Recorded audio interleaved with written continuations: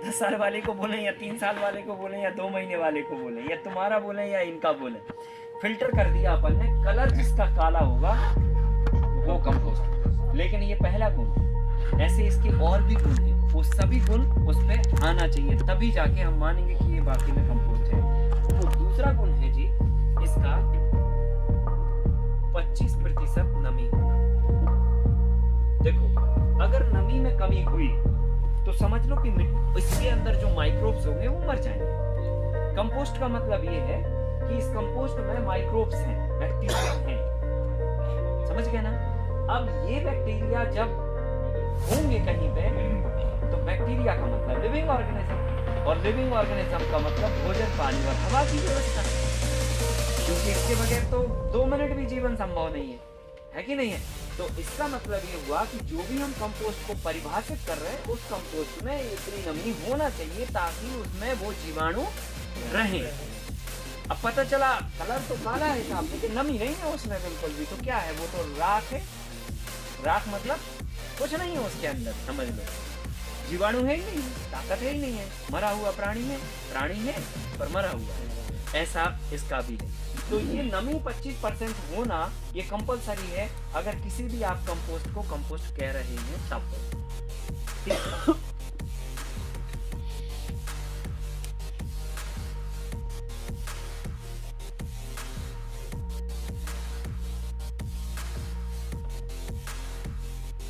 वजन में हल्का हो, तो ये तीसरा गुण है उसका। जैसे आप कोई भी मैटर को, मैटर मतलब जिससे कंपोस्ट बना रहे हैं, तो मैटर क्या क्या हो सकता है, गाय का गोबर, गधे का गोबर, घोड़े का गोबर, भैंस का, बैल का, है ना, मुर्गी का, बकरी का, कचरे का, प्रेस मड का, है ना, जो भी है, हरा किचन वेस्ट का, सबका, ये हो गया रॉ मटेरियल।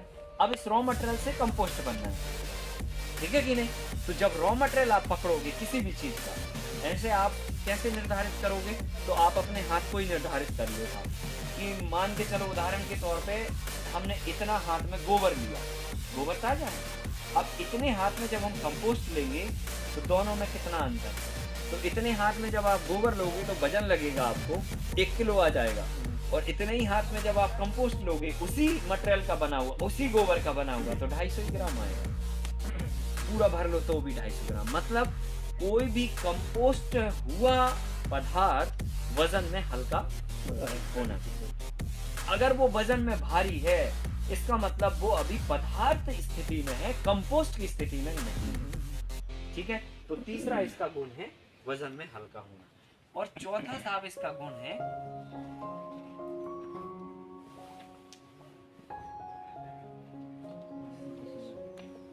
सौंधी खुशबू आना। ठीक है, सौंधी खुशबू का मतलब ये होता है कि सौंधा हटाना उसमें। अच्छा, अब इसको कैसे समझ सकते हो, आप सब लोग जानते हो जब बारिश का समय आता है तो क्या होता है कि जब मिट्टी पे पहली बूंद पड़ती है ना, आती है ना, वही सेम महक जो है ना ये कंपोस्ट में आना चाहिए। इसका मतलब ये है कि मिट्टी पे जैसे ही बूंद पड़ी, अभी तक उसमें भोजन था, हवा थी, नमी नहीं थी, तो बैक्टीरिया सुस्त अवस्था में थे। जैसे ही पानी की बूंद मिली, नमी मिली, तीनों चीजें पूरी हुई और बैक्टीरिया एक्टिव हो गए। बैक्टीरिया एक्टिव हुए तो वो गंध क्रिएट करते हैं, वो बैक्टीरिया की जिंदा रहने की खुशबू है, जो पानी की बूंद गिरने के बाद एकदम से आती है, फिर उसके बाद नहीं आएगी, फिर जब आप मिट्टी को उठा के सूंघोगे तभी आएगी। समझ गए ना। तो जिस मिट्टी में ये खुशबू आती है, कौन सी वाली, सौंधी खुशबू, समझ लो उस मिट्टी में भरपूर बैक्टीरिया है। और जिसमें ये मिट्टी में खुशबू कम आ रही या नहीं आ रही, तो समझ लो बैक्टीरिया वहां पे बहुत कम है। और सौंधी खुशबू ही जो मिट्टी में आ रही है, वही अगर किसी भी कंपोस्ट में आ रही है, इसका मतलब दोनों के बैक्टीरिया सेम है। और अगर नहीं आ रही तो समझ लो यहाँ पे कुछ बैक्टीरिया, वहां पे कुछ बैक्टीरिया, दोनों को मिलाओगे, फाइटिंग होगी, जो ताकतवर रहेगा वो जिंदा रहेगा। तो इसमें क्या होता है, नुकसान होता है खेती के। लोग जो है ना, किसी भी कचरे के ढेर को 3 साल पुराना कह के कंपोस्ट समझ के डाल देते हैं, जबकि उस पे ये तीनों शब्द, चारों शब्द लागू ही नहीं होते। कचरे का ढेर 4 साल पुराना पड़ा रहा है, उससे जरूरी नहीं कि वो कंपोस्ट हो जाए। कंपोस्ट होने की भी परिभाषा अलग है, क्योंकि कंपोस्ट किसको करना, बैक्टीरिया को करना। और बैक्टीरिया मतलब लिविंग ऑर्गेनिज्म, और लिविंग ऑर्गेनिज्म मतलब भोजन, पानी और हवा की व्यवस्था जहां होगी वहीं बैक्टीरिया काम करेंगे। अब देखो क्या होता है, जैसे 10 साल पुराने खड्डे में आपने गोबर डाला तो क्या होगा, 10 फीट पुराना 10 फीट गहरा गड्ढा है और 10 साल पुराना ढेर है, तो कोई भी कहेगा साहब 10 साल पुराना मतलब वो तो 60 दिन में बन जाता है, वो तो 10 साल पुराना है, मतलब वो उससे भी अच्छा है, जबकि वो अभी कंपोस्ट ही नहीं हुआ। क्यों? क्योंकि आपने जब खड्डे में डाला तो क्या हुआ, एक ऊपर डालते गए डालते गए डालते गए डालते गए ऊपर तक पहुंच गए। अब जो है ना 10 फीट गहराई में हवा ही नहीं जा रही साहब, पानी भी नहीं जा रहा है ना। पानी तो समझ लो कि गोबर में ऑलरेडी नमी है, माना की नमी है, गोबर खाने को भी है, भोजन भी है, हवा पानी भी है, लेकिन क्या नहीं है, हवा नहीं है। हवा नहीं है तो बस खेल खत्म। आपके सामने जो है ना कितने भोजन पड़ा रहे वो पानी में डूबे रहो साहब, सांस नहीं मिलेगी तो आप है कि नहीं है। तो मतलब किसी भी एक चीज से आपके जीवन की रुकावट हो सकती है, मतलब आप जिंदा नहीं रह सकते। ऐसे बैक्टीरिया 10 फीट गहरे पे जिंदा ही नहीं रहते, तो जैसा डालो वैसे निकलता, 10 साल क्या 20 साल बाद निकालोगे तो भी वैसे ही निकलेगा। तो ये सिद्धांत हमने आपको इसलिए पहले दिन समझाया था कि जो लिविंग ऑर्गेनिज्म की कैटेगरी है उसमें जो भी जिंदा प्राणी आते हैं उन सभी पर एक जैसे नियम लागू होते हैं, और भोजन, पानी और हवा की जो व्यवस्था है वो किसी भी लिविंग ऑर्गेनिज्म के वर्चस्व के लिए या उसके अस्तित्व के लिए आवश्यक है। और जब किसी भी जीव का अस्तित्व होगा तभी तो वो काम करेगा, है कि नहीं है। तो इसलिए हमको ये फाइंड आउट करना। अब हम किसी भी कंपोस्ट को उठा के देखेंगे तो हम ये नहीं तय करेंगे कि ये 4 साल पुराना है तो इसीलिए कंपोस्ट होगा, है। हम ये तय करेंगे कि उसका कलर काला हुआ कि नहीं हुआ, उसका नमी इतना है कि नहीं है, इसका वजन इतना है कि नहीं है, और इसमें सौंधी खुशबू आ रही कि नहीं आ रही। अगर ये चारों चीजें खरी उतरी उस मटेरियल पे तो भले चाहे वो कल का हो पर वो कंपोस्ट है। और जो 10 साल पुराना भी हो और ये 4 बातों पे खरा नहीं उतर रहा वो मटेरियल, मतलब वो कंपोस्ट नहीं है। ये आपको ध्यान रखना। अगर हमने ये पॉइंटों पे चेक करके मटेरियल खेत में डाला तो निश्चित तौर पे 100% लाभ देगा। 100%, कहीं गुंजाइश नहीं, 1% भी गुंजाइश नहीं कि ना दे। और अगर ये चेक ना करके डाला आपने तो फिर 100% गुंजाइश है कि वो नुकसान देगा। और अभी यही हो रहा है प्राकृतिक और जैविक खेती में। क्या कर रहे हैं लोग, कोई भी मैटर को उठा के खेत में डालते हैं और कह रहे साहब हमने तो जैविक खाद डाली। अब वो क्या हो रहा, पहले कम कचरा हो रहा था अब ज्यादा हो रहा है, क्योंकि वो कचरा उसमें कंपोस्ट ही नहीं हुआ अभी। जब वो कलर काला हो जाएगा और सौंधी खुशबू देगा, इसका मतलब आप उसमें कोई भी बीज नहीं बचे, सब कंपोस्ट हो गए, है कि नहीं है। अच्छा, रोड पे जो ढेर लगता है उसके साथ क्या होता है देखो, पहले जब हमने डाला कचरा, बाजू वाले ने अपने घर का भी डाल दिया कचरा, है कि नहीं है। फिर हमने गोबर भी डाला, फिर हवा में उड़ रही प्लास्टिक भी उसमें जाके चिपक गई, है कि नहीं है। और फिर पता चला गांव के बच्चे ने जाके उस पर पोटी भी कर दी, है ना, कुत्ते ने भी अपना कर लिया, है ना, जिसको मौका मिला उसी ने ढेर समझ के, और है ना। तो क्या हुआ, वो शुद्ध कचरे का एक ढेर है आपका, वो खाद नहीं है।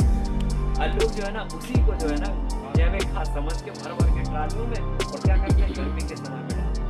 हमने अक्सर देखा जब गेहूं कट जाता है ना तब वो धूप में लगे हैं, उन्होंने कहा साहब अब मैदान हो गया, अब कहीं से भी उठा दो ट्राली।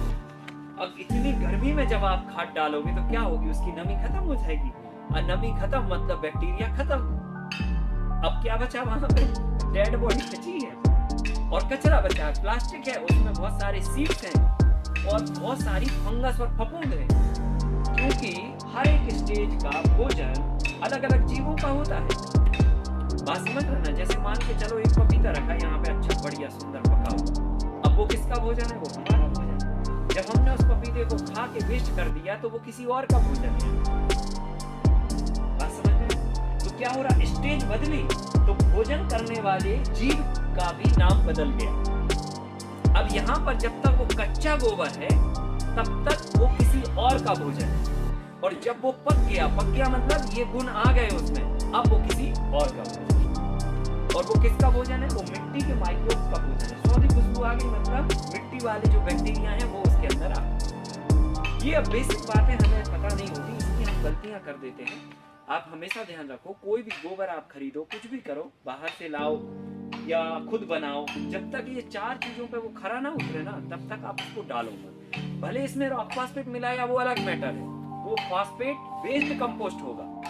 पोटास हम इसमें इंग्रेडिएंट पोटास का बढ़ाएंगे, वो पोटास बेस्ड कंपोस्ट होगा, लेकिन कंपोस्ट की डेफिनेशन नहीं बदलेगी। बात समझ रहे?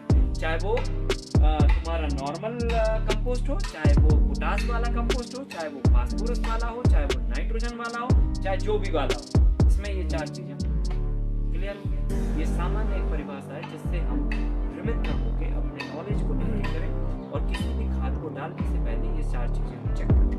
ठीक है? वर्मी कंपोस्ट है, वो नमी जैसे 25% होना जरूरी है और 25 से कमाल हो गया आदत पूरी करनी, बाद में वापस उसमें नमी करके बाद में यूज कर सकते हैं, पर उतना फिर परफॉर्मेंस आने में उसको बहुत वक्त लगता है। वो माइक्रोब्स उतना वापस डेवलप होने में टाइम होता तो है, कोई दिक्कत नहीं। जैसे आप मान के चलो आप रनिंग में 4 रोटी रोज खा रहे हैं, फिर 4 दिन नहीं खाएंगे तो चल तो जाएगा, आप जिंदा तो रहोगे 4 दिन, पर आपको फिर वापस आने में 2 दिन तो लगेंगे, है कि नहीं है? फिर एक दिन क्या होगा, बहुत अभी एकदम बिल्कुल चिल्ला के भूख लगी है, फिर आप क्या करोगे, 4 की जगह पे 6 सूट डालोगे। आप 6 जैसे ही सूटोगे तो यहाँ लोड पड़ेगा इंजन पे, तो वो इंजन भी जो है ना कहेगा यार आप बहुत खा लिया है, ज्यादा खा लिया, तो वो 1-2 दिन फिर वो सेटलमेंट में आपके लगेंगे। तो ऐसे फिर 2 दिन बाद आपका रूटीन बनेगा। ऐसे जब आप पानी इसमें डालोगे तो 3 मतलब उसका भी अपना एक टाइम है, वो समय लेगा। तो नुकसान क्यों करना, मतलब नुकसान क्यों करना, उसके तरीके हैं छोटे छोटे, वो हम अभी आपको एक्सप्लेन कर रहे हैं। ठीक है? 6-7 महीने से पहले जो ट्रेडिशनल करते हैं, ऐसे गोबर डालते गए डालते वैसा रखा है अभी, तो उसमें कुछ ऐसा कर सकते हैं कर कि सकते उसमें से कॉम्पोस्ट कर सकते हैं, बिल्कुल कर सकते हैं। मैं आपको अभी समझाऊंगा। देखो इसके लिए कुछ जैसे ये चीजें है ना, आप जैसे ये सवाल जो है यहाँ पे एक बात निकल के आ रही कि अगर इस तरह की सिचुएशन है तो हम उसको कैसे हैंडल करें, या उस सिचुएशन को इसमें कैसे कन्वर्ट करें। जैसे 10 साल पुराना आप ढेर लगा है, अब वो ढेर का क्या करें कि वो ये बन जाए, ये भी तो सवाल है ना, है कि नहीं? वो ढेर तो है, अभी 10 साल का है, अगले साल 11 का हो जाएगा, लेकिन वो रहेगा वैसे का वैसा, 1 साल और जुड़ जाएगी उसमें। तो हम उसको बदलने के लिए क्या करें, उसका मैं अभी आपको डायग्राम के साथ आपको प्रैक्टिकली फिट करके समझा देता हूँ। ठीक है? तो वहाँ पे और अच्छे एक बार आप गोबर जो है ना उसमें एक मतलब ताजे गोबर से लेकर 1 माह तक का गोबर चाहिए। ताजा गोबर सबसे बेस्ट होगा, लेकिन ये संभव नहीं है कि ताजा गोबर उतनी मात्रा में आपको मिल जाए। हाँ, कोई के पास 100 गाय है तो बात अलग है कि हाँ भाई ठीक है, एक दिन में 2 ट्राली हो गया, लेकिन कोई के पास 2 ही गाय हैं और 1 एकड़ 2 एकड़ जमीन है, अब खाद बनानी है, उसको सीजन पे इकट्ठा करना 2 टन माल, तो उसको फिर क्या करना पड़ेगा, 1 महीने का गोबर इकट्ठा करके फिर कंपोस्ट का पिट बनाना।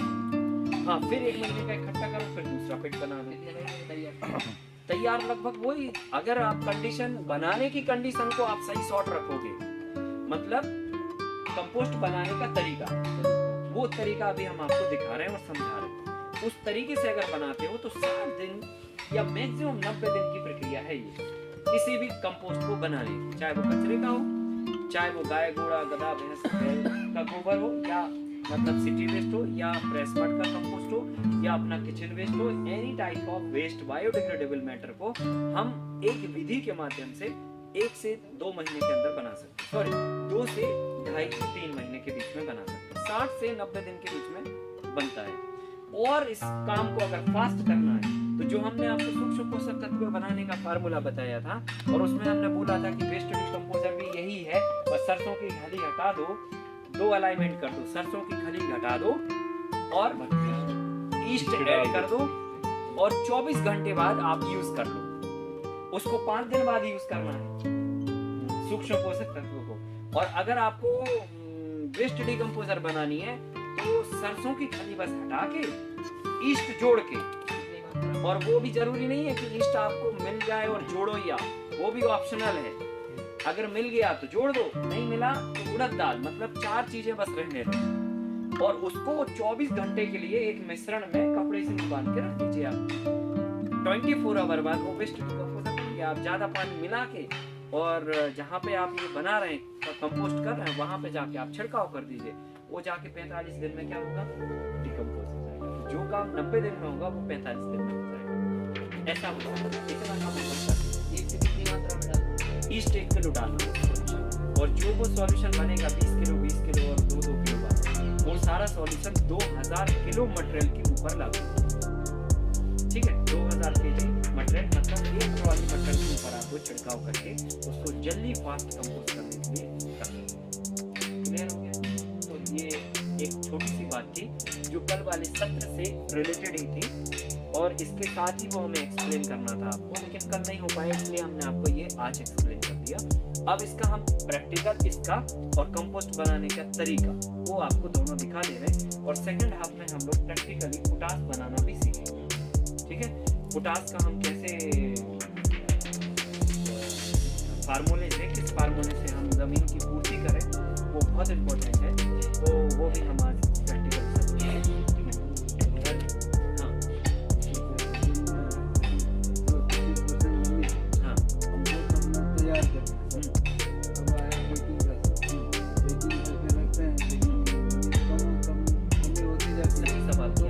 क्या करें? वही हम आपको अभी प्रैक्टिकली पैकिंग करनी नहीं है, पैकिंग करनी नहीं है। किसी भी जैविक खाद को बनने के तुरंत बाद पैक मत करें।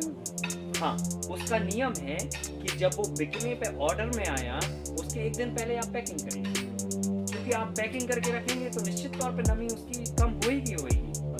आपने जब तोला तो पता चला 50 किलो की बोरी भरी और फिर वो एक महीने बाद जब आपने बेचा तो वहां निकली 45 किलो की, तो वो कहेगा आपने हमें कम दी खाद। आप कहोगे नहीं हमने 50 भरी थी, अब लड़ो। अब कोई समझने को तैयार नहीं है कि वो नमी मॉइस्चर कम हो गई होगा। उसके लिए क्या करें? हाँ, तो उसके लिए पैकिंग नहीं करना। आपका जो मटेरियल निकला आपने निकाल के एक जगह पे ढेर लगाइए और ढेर लगा रहने दीजिए। ढेर या तो शेड में होना चाहिए या छाया में पेड़ के नीचे होना चाहिए और उस पे आप एक जूट का फटा हुआ त्रिपाल सिलवा दो और जाके उसके ऊपर ढक दो। ठीक है, और बस 15 से 20 दिन में एक फुहार मार के पानी देते रहो, खत्म। जब मन आए तब पैक कर दो और उसकी नमी कभी कम नहीं होगी, है ना। हम लोग भी ऐसे करते हैं, पेड़ के नीचे ढेर लगा के रखते हैं। यहाँ पे देखो रखा है ढेर लगा के, उधर पे भी ढेर लगा के रखा है, नमी नहीं होती फिर कम, वो बना रहता है। फिर जब हमें जरूरत है, अच्छा हमें दिखा कि 15-20 दिन हो गए, थोड़ा थोड़ा मॉइस्चर उड़ गया, हमने जाके पानी की फुहार मार दी, बस, है कि नहीं है। और फिर जब जरूरत आई तो फटाक से छाना और आपने दे दिया, या छान के भी रखो लेकिन नमी उसकी बनी रहे ऐसी व्यवस्था में आप रखिए। तो या तो आप शेड के नीचे रखो बिल्कुल, या पेड़ की छाया के नीचे रखो। और अगर जूट का बोरा ना भी हो पाए तो आप बायोडिस्पोजेबल कोई भी मैटर ले लो, आप गन्ने की पत्ती ले लो अगर है आपके पास, तो नहीं है तो केले का पत्ता ले लो, वो है आपके पास, ऐसे कुछ भी डाल दो उसके ऊपर, पराली से भी ढक सकते हो। तो उससे क्या होगा कि वो जब ढका रहेगा तो मॉइस्चर इवापोरेट नहीं होगा। और नहीं तो जूट का बोरा का त्रिपाल आप सिलवा दो और बस जाके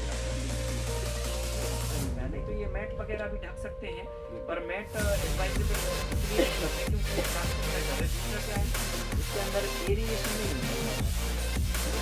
तो जूट का बोरा प्रॉपर रहता है, या कपड़ा वगैरह भी छोटा बटा बहुत जैसे अपनी घूमने होते हैं, हाथ फूट के चल दो इसका बना है।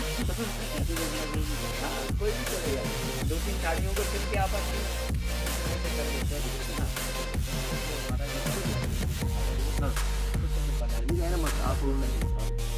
ताजा गोबर, जो हमारा ताजा गोबर उसका प्रोसेस क्या है, और जो हमारा दोनों का प्रोसेस है, दोनों को मिक्स करके आपको कम से कम 1 महीने तक रखना है। हाँ, 1 महीने तक, जब तक गोबर रॉक फॉस्फेट के साथ में नहीं रहेगा तब तक उसकी सॉल्युबिलिटी प्रॉपर नहीं होएगी, मिक्स नहीं हो पाएगा, है ना। तो वो चाहे 1 महीने वाला पुराना हो आपका मटेरियल या फिर तुरंत का ताजा हो, गोबर को रॉक फॉस्फेट के साथ में 1 महीने रहना जरूरी है। हाँ, जरूरी है, तभी जाके उसका मतलब रिजल्ट अच्छा बनेगा। चलिए आइए आपको व्यवस्था करनी है और कुछ नहीं करना आपको, फिर बाकी काम बैक्टीरिया अपने आप करेगा।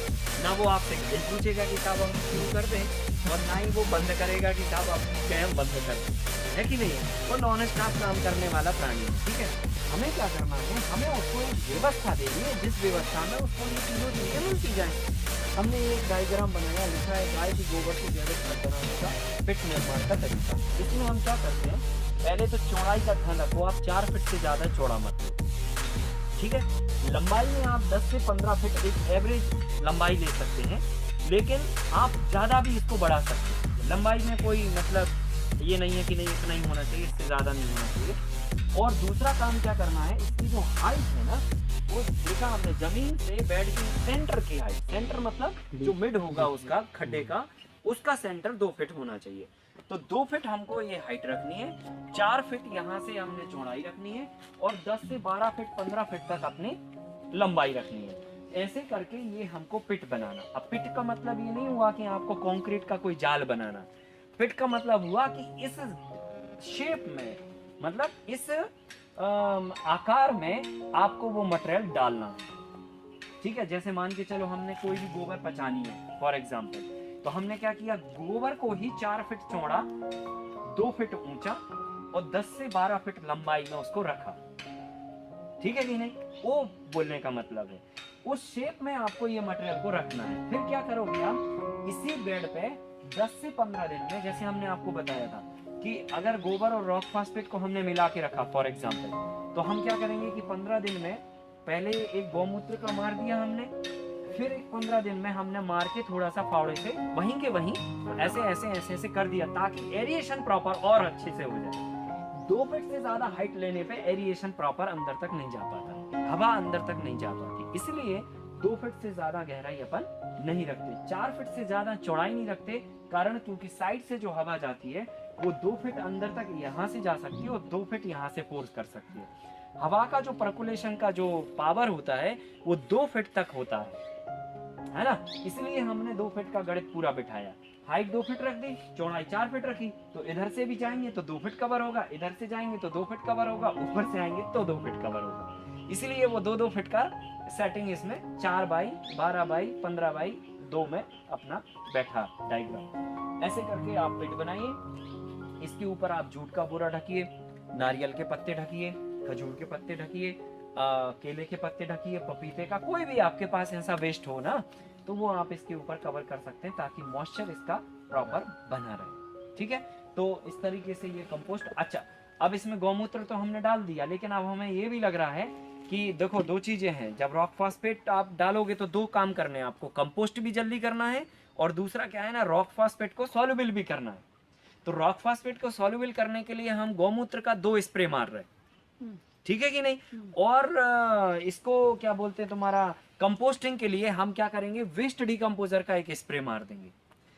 तो वेस्ट डिकम्पोजर का स्प्रे हर कंडीशन में एप्लीकेबल होगा, चाहे आप ये बर्मी फास वाला कंपोस्ट बनाएं और चाहे आप नॉर्मल किसी कचड़े का कंपोस्ट बनाएं।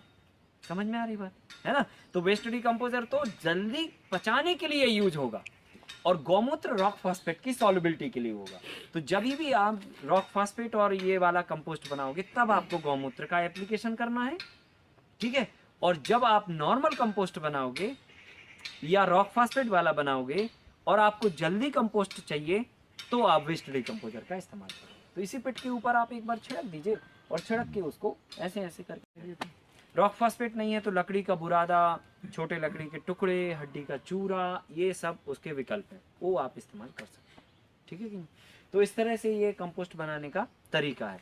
अब हम आपको हाँ सर, हमारे यहाँ जैसे समस्या है सर, हमारे यहाँ जैसे काली मिट्टी है सर, हाँ। तो काली मिट्टी में सर पानी चलता नहीं है, लॉक हाँ। हो जाता है, हाँ। उसमें सर हम कैसा करें कि मैनेज करें कि उसमें आपको अभी भूमि सुधार की एक पूरा टॉपिक लेंगे हम आपका, मिट्टी को कैसे बनाना। नहीं सर, हाँ।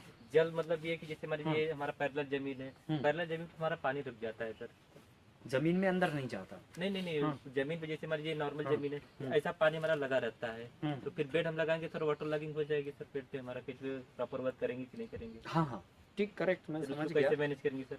वही तो हम आपको बता रहे हैं, हम आपको भूमि बनाने के तरीके पे बात करेंगे। भूमि मतलब मिट्टी बनाने के तरीके में। तो मिट्टी बनाने के तरीके में एक कंडीशन ये भी होती है कि अगर जहाँ पर ज़्यादा पानी की सिचुएशन है, उस सिचुएशन में हम मिट्टी के साथ कैसे काम करें, तो वो तरीका जब आएगा तो उसमें आपको इस बात का जवाब मिल जाएगा। तो ये भूमि सुधार में हम आपको बताएंगे ही ऑलरेडी, है ना। तो स्लोप भी सर रख सकते हैं सर, नॉर्मल स्लोप भी रख सकते हैं, उसका तरीका है, वो आपको एक्सप्लेन करेंगे, तो वो उससे आप अपने आप क्लियर हो जाएगा आंसर, ठीक है ना, कोई दिक्कत नहीं। कंपोस्ट का डेफिनेशन, क्योंकि हम लोगों ने अभी बनाया कंपोस्ट का पिट, एक तरीका वो भी होता है, बैग में आप भर लो, पर उसमें थोड़ी आपकी बजटिंग होती है, कॉस्टिंग बढ़ती है। तो अपन क्या करते हैं ना कि ज़मीन पे भी कर सकते हैं।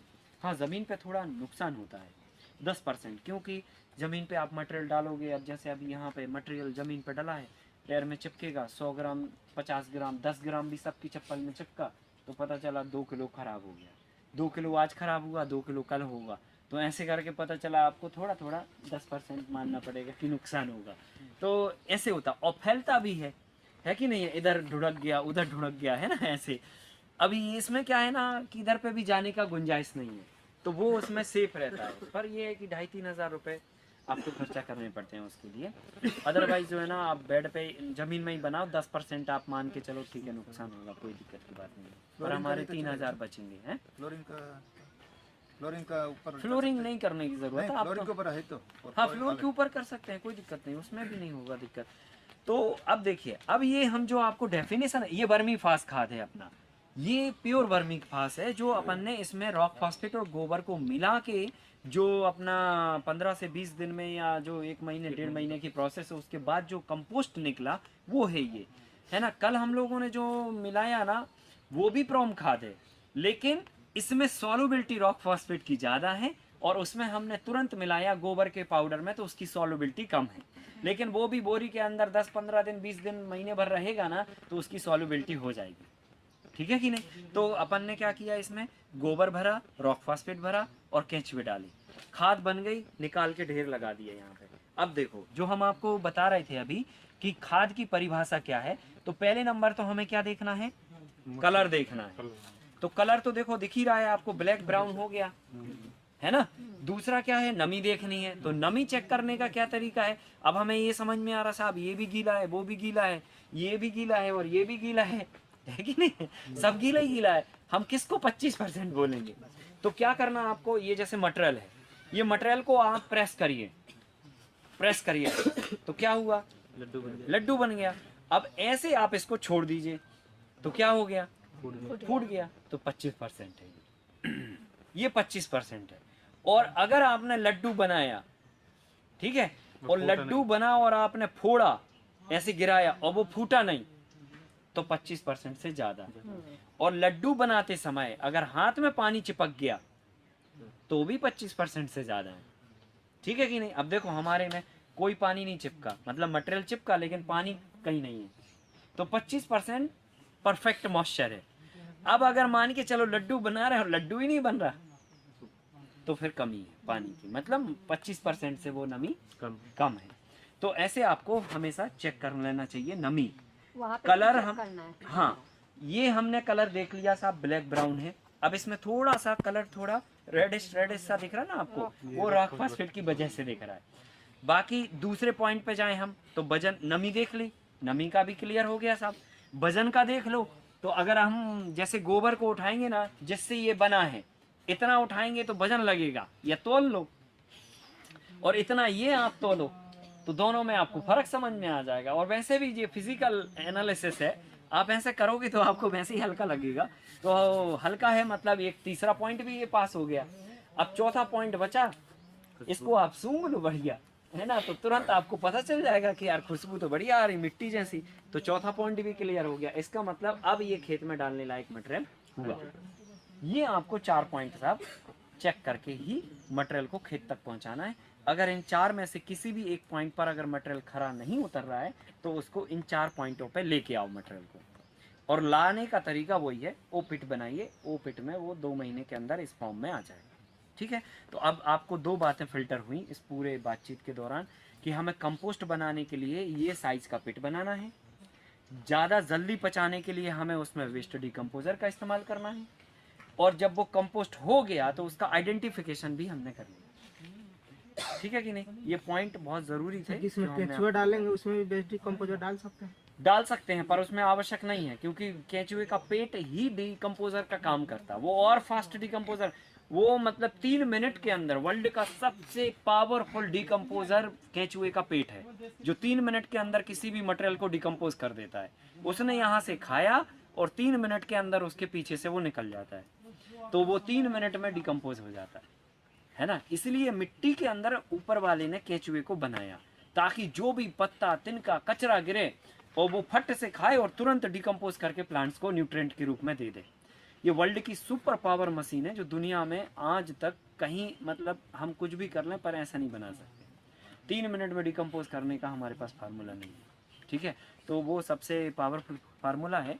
और केंचुआ मिट्टी का जीव है, ये मिट्टी का पार्ट है, ये आप सभी के खेतों में है। हमें उसको 2 चीज़ें करनी है, केमिकल हटाना है और उसको जैविक खाना देना है। अपने आप ये वापस आ जाएंगे, आपको कुछ भी मेंटेन करने की ज़रूरत नहीं। और मल्टीप्लिकेशन भी इनका बहुत ज़बरदस्त है। ये एक 28 दिन में 3 अंडे मारते हैं। एक अंडे से 3 केंचुए निकलते हैं, तो 3 अंडे से कितने हो गए? 9। तो 28 दिन में 9 केंचुए बने एक केंचुए से। और फिर अगला दूसरा केंचुआ भी जो नया पैदा हुआ वो भी 28 दिन में फिर 9 देने की उसमें आ जाता है। तो ऐसे करके मल्टीप्लिकेशन इनका बहुत फास्ट है। तो ये खेत में ही अपन ये बायोडिग्रेडेबल मटेरियल जब डालेंगे अपने आप ये हो जाएगा वहाँ पर, ठीक है ना। अब आपको हम दिखाते हैं थोड़ा सा ये वाला कंपोस्ट, है ना। आइए नीचे आराम से आना। देखो ये है अपना वर्मी कंपोस्ट। इसमें अपन ने क्या किया है, ये देखो ये बढ़िया डिकम्पोज है। ये प्योर वर्मी कंपोस्ट है और ये रॉक फास्फेट और गोबर के साथ वाला डिकम्पोज है, ठीक है। तो इसमें आपको दिख रहा होगा ये कलर जो है ना रेडिश है और ये कलर पूरा ब्लैक है। अब होता क्या है कि अपन इसमें जब आप मटेरियल भरते हैं तो पहले अपन ने ये बैग लगाया, फिर अपन ने गोबर रॉक फास्फेट जो भी अपन को कंपोस्ट बनाना है, किसी भी कंपोस्ट को बनाने के लिए ये पिट का इस्तेमाल किया जा सकता है, ठीक है कि नहीं। आप चाहे इसमें पोटास का कंपोस्ट बना लो, चाहे आप इसमें ये अपना वर्मी फास वाला बना लो, और चाहे इसमें आप गधा घोड़े का या गाय बैल भैंस का भी कंपोस्ट बना लो। किसी भी चीज़ का आप कंपोस्ट बनाने के लिए ये पिट का इस्तेमाल कर सकते हैं। इसमें एक फ़ायदा एडिशनली ये होता है कि इसमें जैसे जो भी मटेरियल होता है उसमें मॉइस्चर भी होता है कि नहीं है। गोबर है, जैसे नमी 70% है, वो नमी जो है ना क्या होती है, रस बन के बूंद बूंद करके ज़मीन के अंदर जाती है। जब ज़मीन के अंदर वो जाती है तो अगर आप ज़मीन पे पिट बनाएं तो साहब वो तो पूरे ज़मीन के अंदर चला जाएगा। इसमें लेकिन प्लास्टिक नीचे से है तो वो इसी के अंदर रहता। फिर अपन क्या करते, एक छेद करके, यहाँ पे हमने छेद किया होगा, इधर है, हाँ इसमें भी होगा, पीछे है सर, उस वाले में, हाँ इसमें भी होगा, उधर होगा, उसमें उधर होगा। तो छेद किया, अब वो छेद से क्या हो रहा है ना, एक पाइप लगा दिया, अब वो पाइप में बूंद बूंद बूंद बूंद बूंद करके वो रस आ जाता है। और वो रस इसको भी इससे जोड़ दिया, उसको इससे जोड़ दिया, और यहाँ पे ये जो घड़ा होना है ना, ये घड़े के नीचे अंडरग्राउंड टैंक लगा रखा हमने, तो वो अंडरग्राउंड बूंद बूंद करके वहाँ इकट्ठा होता रहता है।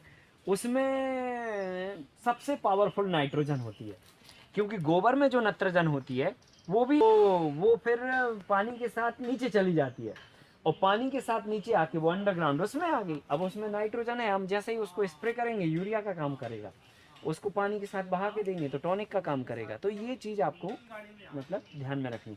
अब अपन ने क्या किया, गोबर रॉक फास्फेट जब भरा इसमें, या जो गोबर कंपोस्ट भरा, वो भरने के 1 महीने बाद ही हमें केंचुए छोड़ने हैं। तो हमने जब इसमें केंचुए छोड़े तब जाके ये गोबर ठंडा होना चाहिए जब हम इसमें केंचुए छोड़ेंगे, ये ध्यान रखना आपको। तो जब गोबर ठंडा होगा तभी आपको छोड़ना है। अब ये देखो ये केंचुआ है, ये केंचुआ जो है ना ये अंडा बना रहा है इधर पे, ये दिख रहा ना आपको, है ना, ये जो गोल गोल दिख रहा ना, ये अंडा है। अब भारतीय नस्ल का जो केंचुआ होता है वो 28वें रिंग पर अंडा बनाता है, और जो विदेशी नस्ल का केंचुआ है वो 18वें रिंग पर अंडा बनाता है।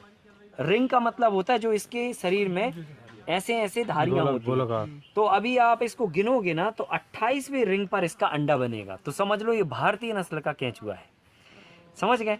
और अगर ये 18वें नंबर पे ये रिंग बनना चालू हो रहा तो मतलब समझ लो विदेशी केंचुआ है। ये एक तो देसी और विदेशी केंचुए की पहचान है। अब अपन ने जब इसको डाला ना, भयंकर अंडे दिए होंगे यहाँ पे, हम आपको अंडे भी दिखाते हैं। ये इनको कोकून बोलते हैं। हाँ हाँ हाँ, नहीं वो नहीं है, अब तो अंडे ये हैं, बहुत सारे हैं। ये देखिए ये इसका कोकून है, कंकड़ ये है, ये छोटा सा रहता है बिल्कुल बल्ब जैसा, ये छोटा सा। ये एक केंचुआ 28 दिन में 3 अंडे छोड़ता है, और एक अंडे से 3 केंचुए निकलते हैं। तो इनका मल्टीप्लिकेशन बहुत ज़बरदस्त है। तो ये इनके कोकून्स भी होते हैं। अभी इसमें से कितने दिन में निकलता है केंचुआ? अंडे से कितने दिन में निकलता है? अंडे से लगभग जो है ना 10 से 12 दिन के अंदर निकल आता है ना। ये देखिए ये अंडे ही अंडे भरे पड़े हैं, ये छोटे छोटे होते हैं, इधर है, देख रहे हैं ना? जी सर। देखा, ये है, लो भाई दे दो ये। अब वापस डाल देना पर इसमें 3 केंचुए हैं उसमें, है ना? ये अंडे हैं, ये अंडे ही अंडे एक अंडे में 3 केंचुए रहते हैं। हाँ, ये गौर से देखो ना तब दिखते हैं, देखो जैसे ये है ना, अभी इसमें ये फंसा, ये देख रहा ना हल्का सा पीला है, ये अंडा है। सर 1 महीना इसमें रॉक फॉस्फेट और गोबर को मिला के रखें और हाँ। उस पे डीकंपोजर भी डालें और गौमूत्र भी डालें। हाँ। 1 महीना दोनों चीज, फिर कुछ दिन रुकने के बाद केंचुआ डालें। हाँ, जब गोबर ठंडा हो जाए तब, क्योंकि अगर गोबर गर्म होगा ना तो केंचुआ मर जाएगा, है ना? इसलिए ये हीट ज़्यादा बर्दाश्त नहीं कर सकता है। तो ये चीज़ जो है ना अपन को देखनी है। अब देखो इसमें केंचुए जो है ना नीचे हैं, समझ गए ना? ये क्या है ना, देखो ये मस्त बैठे हैं खा पी के, है ना? ये इधर है, ये इस परत पर है, ये ऊपर से तो कलर काला हो गया, लेकिन नीचे देखो गोबर अभी कैसे कलर का है, ये काला देखो, पाएगा। ये देखो गोबर यहाँ पे जो है ना वैसे दिख रहा, हरा दिख रहा ना ये। और इसको सूंघो तो बदबू आ रही है, और उसको सूंघो तो सौंधी खुशबू आ रही है ना? ये चीज होनी चाहिए।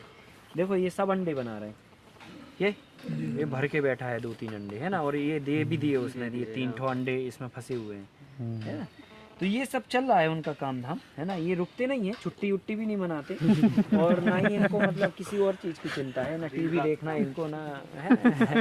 और मेरा साहब जो है ना थोड़ा यूट्यूब चला लेते हैं, इनको कोई दूसरा काम नहीं है। ये सुपर पावर जीव है इस पृथ्वी का, हम लोगों को इसको बहुत अप्रिशिएट करना चाहिए, रोज अगरबत्ती लगाना चाहिए इसको, क्योंकि यही एक ऐसा प्राणी है जो सबसे ईमानदारी से, मतलब वैसे तो प्रकृति के सारे जीव मनुष्य को छोड़कर ईमानदारी से काम कर रहे हैं ये, लेकिन मतलब इसको क्योंकि क्या है ना 2-3 एडवांस उसको पावर दिया ऊपर वाले ने। कैसा?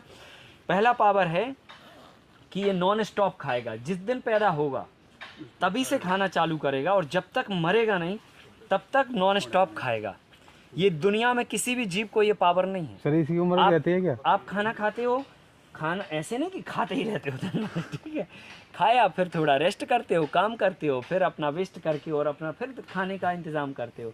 ऐसे ही संसार के सारे जीव करते हैं। कोई ठीक है थोड़ा ज़्यादा खाता है, कोई कम खाता है, पर खा के रुकता है। ये रुकता नहीं है, ये नॉन स्टॉप खाता है।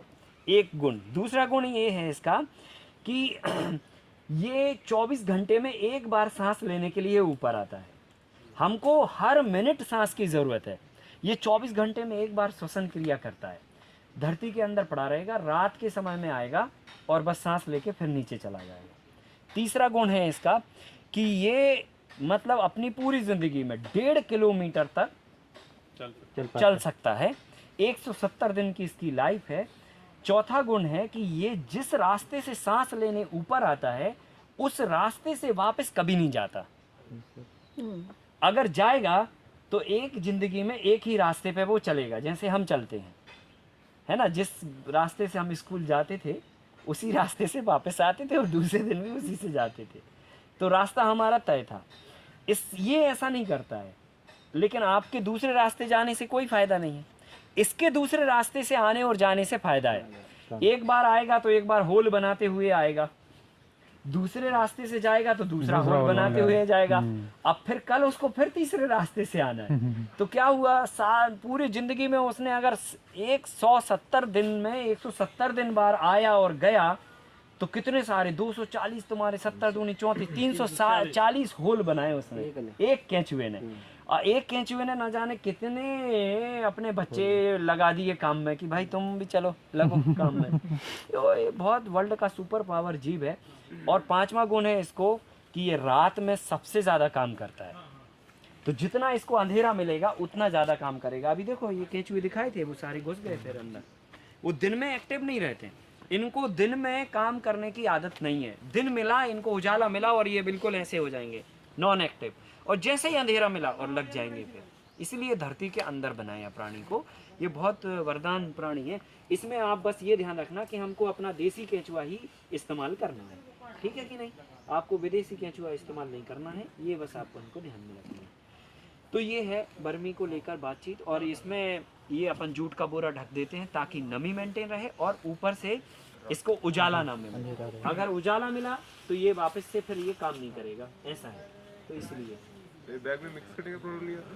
नहीं नहीं नहीं कुछ नहीं लगता, सर वो इसकी सब अपने हाइट आप हो कितनी जाएगा। होनी चाहिए? ये 2 फीट ही बस है ना, 2 फीट। ये बैग में सर हम ऊपर डालेंगे इवनली अपने आप सारे में जाएंगे। अपने आप चले जाते हैं, वो तो मूव हो जाते हैं। ऐसे ही उसमें भी है ना, इसमें भी केचुए पड़े होंगे। ये रॉक फास्फेट खा के खाद बना रहे हैं और वो बिना मतलब रॉक फास्फेट के खाद बना रहे हैं। सिर्फ गोबर ही है। हाँ वो सिर्फ गोबर है और इसमें गोबर रॉक फास्फेट दोनों है। ये देखिए कलर है ना चेंज इसका, है ना। अभी इसमें नहीं बहुत मल्टीप्लाई नहीं है अभी, हाँ अभी टाइम नहीं है। क्यों इसमें केंचुए डाले थे?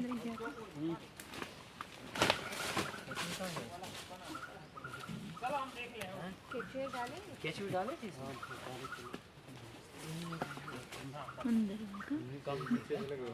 तो फिर नीचे गए होंगे। अभी ठंडी में असल में क्या होता है ना, नीचे इनको थोड़ी उबक मिलती है, तो ये थोड़ा नीचे की तरफ ज़्यादा मूव कर जाते हैं। और बारिश के समय में होंगे इसमें थोड़ा बहुत कहीं इधर उधर सर थोड़ा लेकिन उसके मॉइस्चर कम हो गया ये समझ में आया, तो कितना पानी करना है? वो ऊपर का डिपेंड करता है कि मॉइस्चर कितना कम हुआ है। भाई हमें लगा कि यार जो है ना ज़्यादा सूख गया तो ठीक है ज़्यादा पानी डाल दो, कम सूखा तो थोड़ा कम डाल दो। वो जब आप करोगे तो आपको आइडिया आ जाएगा, है ना। नमी देख के, अब जैसे अभी है तो अभी पर्याप्त नमी है तो हम नहीं डालेंगे अभी, है ना। अभी देखिए पर्याप्त नमी है कि नहीं। और जब नमी थोड़ी कम होगी तब हम जाके उसमें उसको मेंटेन करेंगे और फिर कितना डालना है वो भी डिसाइड होगा कि सूखा कितना है कि नहीं। ऐसा ठीक है कि नहीं। हमारा सर नॉर्मल गोबर